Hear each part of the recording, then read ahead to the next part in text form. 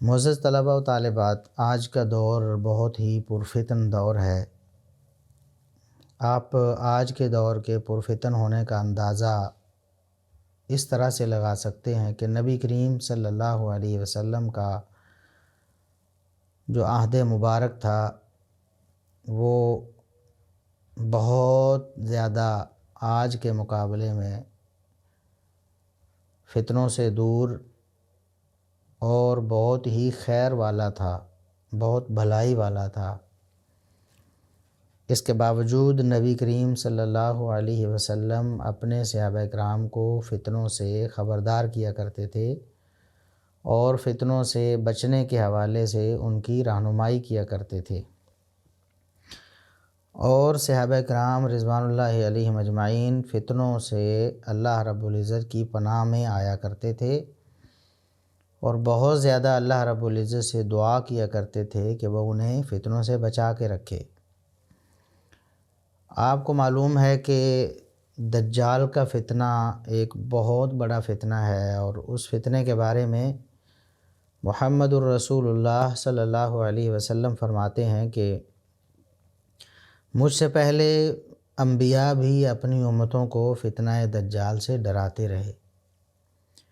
میں بھی تمہیں دجال کے فتنے سے بچنے کی تلقین کرتا ہوں۔ اور اس حوالے سے نبی کریم صلی اللہ علیہ وسلم نے اپنی امت کی پوری رہنمائی کی ہے، ایسے اعمال بتائے ہیں جن کے کرنے سے دجال کے فتنے سے محفوظ رہا جا سکتا ہے، اور ایسا طریقہ بتایا ہے، ایسا منہج بتایا ہے جس پر عمل پیرا ہو کر انسان اس بہت عظیم فتنے سے اپنے آپ کو محفوظ کر سکتا ہے۔ سورۃ الکہف کے بارے میں بتایا گیا کہ اس کی جو ابتدائی 10 آیات ہیں وہ بھی دجال کے فتنے سے حفاظت کا سبب ہیں، ان کی تلاوت بھی انسان کو دجال کے فتنے سے محفوظ رکھے گی۔ تو یہ فتنہ جو تھا نبی کریم صلی اللہ علیہ وسلم اس کے بارے میں اپنے صحابہ کو بتاتے تھے۔ اس بہترین دور میں بھی نبی کریم صلی اللہ علیہ وسلم کی موجودگی میں بھی صحابہ کرام رضوان اللہ علیہم اجمعین ڈرا کرتے تھے اس فتنے سے کہ کہیں ہماری زندگی میں دجال کا فتنہ نہ آ جائے، اور اگر ایسا ہوا تو کہیں ہم اس فتنے میں مبتلا نہ ہو جائیں۔ یہ اصل سمجھانے کا مقصد یہ پوائنٹ ہے کہ فتنہ ہوتی ہی ایسی چیز ہے کہ جس میں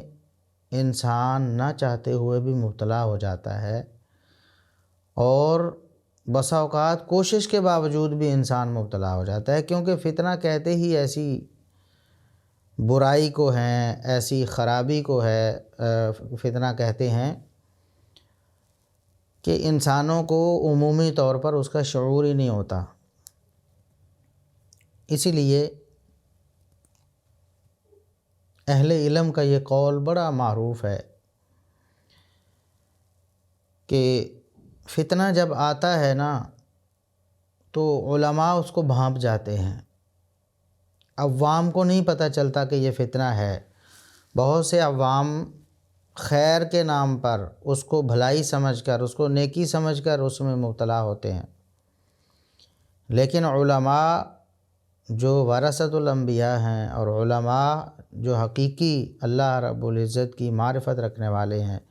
اور اللہ کے دین کی حقیقی سمجھ رکھنے والے ہیں اور کتاب و سنت کا حقیقی علم رکھنے والے ہیں، وہ اللہ رب العزت کی خاص توفیق سے فتنوں کو آتے ہی بھانپ لیتے ہیں، دور سے بھانپ لیتے ہیں کہ یہ فتنہ ہے، پھر وہ اس سے خود بھی بچتے ہیں اور لوگوں کی رہنمائی بھی کرتے ہیں۔ اس کے برعکس جو عوام ہوتے ہیں وہ فتنے کو آتے ہوئے بھانپ نہیں پاتے ہیں، فتنہ آ رہا ہوتا ہے وہ اس کو ویلکم کرتے ہیں، وہ خوش ہوتے ہیں کہ یہ خیر کی چیز ہے۔ پھر فتنہ رونما ہوتا ہے، فتنہ برپا ہوتا ہے، فتنہ اپنی خرابیاں لاتا ہے، لوگ فتنے میں دھڑا دھڑ مبتلا ہوتے ہیں، پھر ایک وقت آتا ہے کہ وہ فتنہ اپنا کام کر کے واپس جا رہا ہوتا ہے، ایک مدت ہوتی ہے نا ہر چیز کی، تو اپنی مدت پوری کر کے جو شیطان کے مقاصد ہوتے ہیں اس فتنے سے، وہ اپنے مقاصد پورے کر کے واپس جا رہا ہوتا ہے،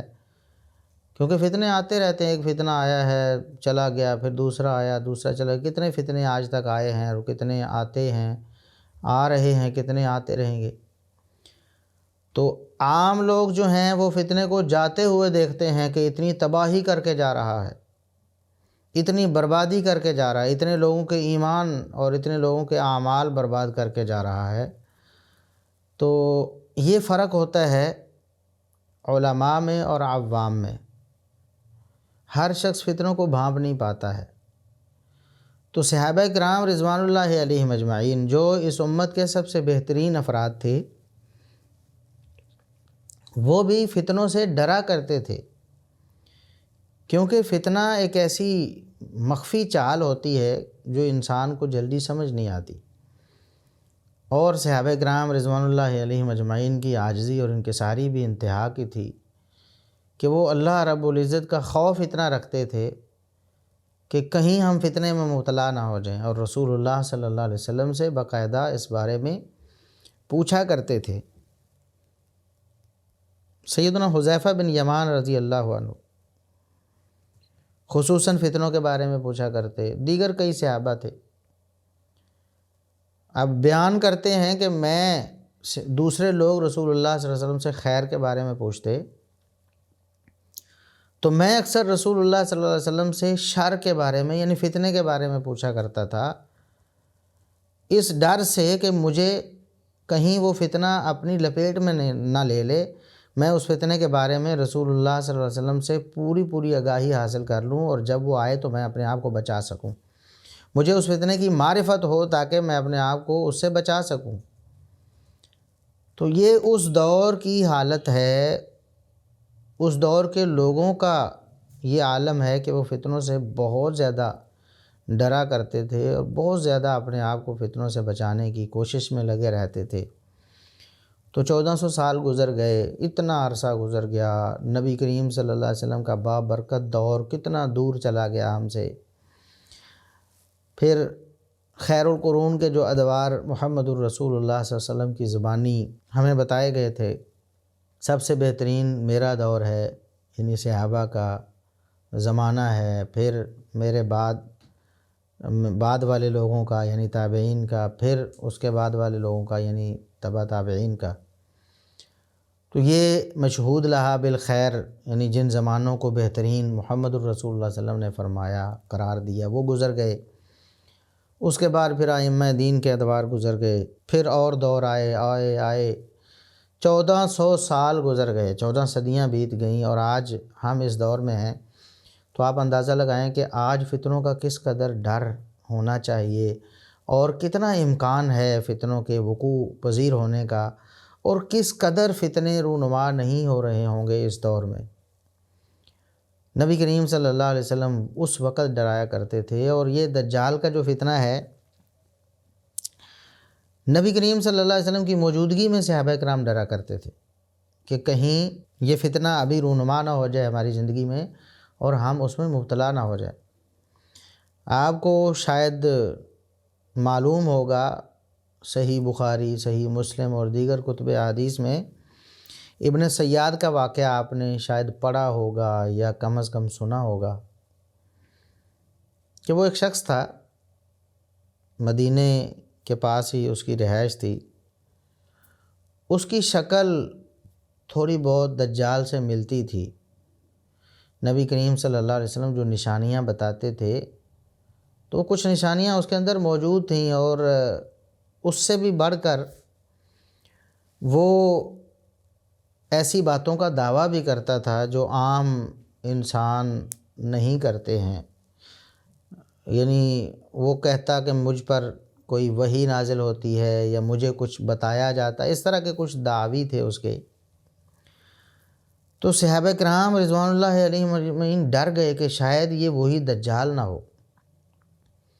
جس کی آمد کا وعدہ کیا گیا ہے اور جس سے ڈرایا گیا ہے۔ سیدنا عمر فاروق رضی اللہ عنہ جیسے جری اور بہادر صحابی، شیطان بھی جن کا راستہ چھوڑ کے بھاگ جاتا ہے، ایسا صحابی وہ یہ خطرہ محسوس کرتا ہے کہ شاید یہ دجال ہوگا، ہو سکتا ہے یہی دجال ہو۔ اور صحیح بخاری کے الفاظ ہیں کہ عمر فاروق رضی اللہ عنہ کہتے ہیں، اللہ کے رسول مجھے اجازت دیجیے میں اس کو قتل کر دوں، مجھے یہ شک پڑتا ہے کہ شاید یہ دجال ہے۔ تو اللہ کے رسول صلی اللہ علیہ وسلم فرماتے ہیں کہ عمر، اگر یہ دجال ہے تو آپ اس کو قتل نہیں کر پائیں گے۔ پھر اس کو قتل کرنے کا وعدہ اللہ رب العزت نے ہمیں بتایا ہے کہ عیسیٰ علیہ السلام کا ہے۔ بتایا گیا ہے کہ عیسیٰ علیہ السلام نازل ہوں گے، اللہ رب العزت نے انہیں اٹھایا ہے، ان کا رفع کتاب و سنت سے ثابت ہے، پھر نزول بھی ثابت ہے۔ عیسیٰ علیہ السلام نازل ہوں گے تو وہ دجال کو قتل کریں گے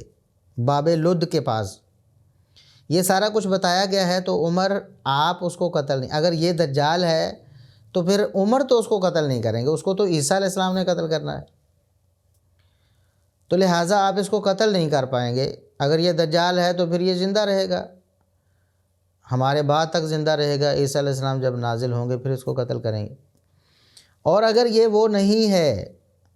تو عمر پھر اس کو قتل کرنے کا فائدہ نہیں ہے، کیونکہ یہ دجال نہیں ہے، آپ تو دجال سمجھ کے قتل کرنا چاہتے ہیں یا اس شبے میں قتل کرنا چاہتے ہیں۔ تو بتانے کا مقصد یہ ہے کہ فتنہ کیا ہوتا ہے اور فتنے سے کس قدر ڈرا جاتا ہے۔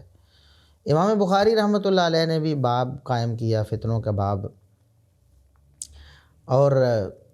تبویب میں ہی یہ بتایا کہ نبی کریم صلی اللہ علیہ وسلم فتنوں سے اپنی امت کو بہت ڈرایا کرتے تھے۔ اور سب سے پہلی وہ حدیث جو اپنے اس چیپٹر میں لے کر آئے ہیں، وہ مشہور و معروف حدیث جو ہم اور آپ سناتے رہتے ہیں کہ نبی کریم صلی اللہ علیہ وسلم نے فرمایا، میں حوض کوثر پہ ہوں گا، اپنے حوض پر لوگ آئیں گے، لائے جائیں گے، ان کو میں جام پلاؤں گا، کچھ لوگ پھر مجھے نظر آئیں گے، میں ان کا انتظار کر رہا ہوں گا ان کو خوش آمدید کہنے کے لیے، لیکن اختلجوا دونی یا فیؤخذ بناس من دونی، لوگوں کو میرے سے دور ہی روک لیا جائے گا، میرے قریب نہیں آنے دیا جائے گا، رکاوٹ ڈال دی جائے گی، روک لیا جائے گا۔ تو میں کہوں گا کہ یہ تو میرے امتی ہیں، ظاہر ہے چہرے مہرے سے، وضو کے اعضاء چمکنے سے وہ محسوس ہو رہے ہوں گے کہ میرے امتی ہیں، معلوم ہو رہا ہوگا، تو میں کہوں گا میرے امتی ہیں، کیوں روکا گیا ہے؟ تو اللہ رب العزت کی طرف سے بتایا جائے گا کہ لا تدری، اے میرے نبی آپ کو معلوم نہیں ہے۔ مختلف الفاظ ہیں مختلف روایات میں، تو ایک روایت میں یہ الفاظ ہیں کہ مشوا علی القہقرہ، یہ لوگ اپنی ایڑیوں پر پھر گئے تھے، یعنی اپنے دین کو چھوڑ گئے تھے فتنوں میں مبتلا ہو کر۔ یہ سب سے پہلی حدیث ہے جو امام بخاری رحمۃ اللہ علیہ فتن کے باب میں لے کر آئے، کتاب الفتن میں لے کر آئے۔ تو بتانے کا مقصد کیا ہے کہ یہ فتنے ایسے فتنے ہیں، ایسے فتنے رونما ہونے والے ہیں اور قیامت سے پہلے رونما ہونے ہیں کہ انسان اپنے دین سے ہی چلا جائے، ایمان سے ہی فارغ ہو جائے گا، اسلام سے ہی وہ دائرہ اسلام سے ہی خارج ہو جائے گا فتنوں کی وجہ سے، جو بظاہر اس کو بڑے نظر نہیں آتے ہیں۔ تو ابن ابی ملیکہ جو تابعی ہیں اور سیدہ اسماء رضی اللہ عنہا سے یہ حدیث بیان کرتے ہیں، روایت کرتے ہیں، وہ تابعی ہیں ابن ابی ملیکہ، وہ یہ حدیث بیان کرنے کے ساتھ یہ دعا پڑھا کرتے تھے، اللہم انا نعوذ بک ان نرجع علی اعقابنا او نفتن، اے اللہ ہم تجھ سے تیری پناہ میں آتے ہیں، تجھ سے تیری پناہ کا سوال کرتے ہیں اس بات سے کہ ہم اپنی ایڑیوں پر پھر جائیں یا ہم فتنوں میں مبتلا ہو جائیں، اپنا دین نہ ہم کہیں ضائع کر بیٹھیں، ہم تیری پناہ میں آتے ہیں، تو ہمیں پناہ میں اپنی پناہ میں لے لے۔ تو فتنے اس دور میں تابعین بھی، پہلے میں نے عرض کیا صحابہ کرام فتنوں سے کس قدر ڈرا کرتے تھے کہ کہیں ہم ان فتنوں کی لپیٹ میں نہ آ جائیں، رسول اللہ صلی اللہ علیہ وسلم سے خصوصی سوالات کرتے تاکہ اچھی معرفت حاصل ہو جائے، تو ہم فتنہ جب آئے تو اس کو پہچان جائیں۔ تابعین کی مثال ابن ابی ملیکہ تابعی ہیں، تو وہ اللہ سے دعا کرتے، اس حدیث کو روایت کرنے کے ساتھ اللہ سے دعا کیا کرتے ہیں کہ اے اللہ فتنوں سے ہمیں اپنی حفاظت میں رکھنا، ہم کہیں فتنوں میں مبتلا ہو کر اپنے دین سے برگشتہ نہ ہو جائے۔ تو یہ ہوتا ہے فتنہ۔ امید ہے کہ آپ کو تھوڑی سی بات سمجھ آئی ہوگی، کچھ اسکیچ آپ کے ذہن میں آیا ہوگا کہ فتنہ ہوتا کیا ہے۔ فتنہ ایسی چیز ہوتی ہے جس کا خوف صحابہ و تابعین کو بھی بہت زیادہ تھا۔ نبی کریم صلی اللہ علیہ وسلم اپنی امت کے لیے بہت زیادہ اس حوالے سے خدشہ رکھتے تھے کہ میری امت فتنوں میں مبتلا ہو جائے گی، اور اپنی امت کو بار بار ڈراتے رہے تھے۔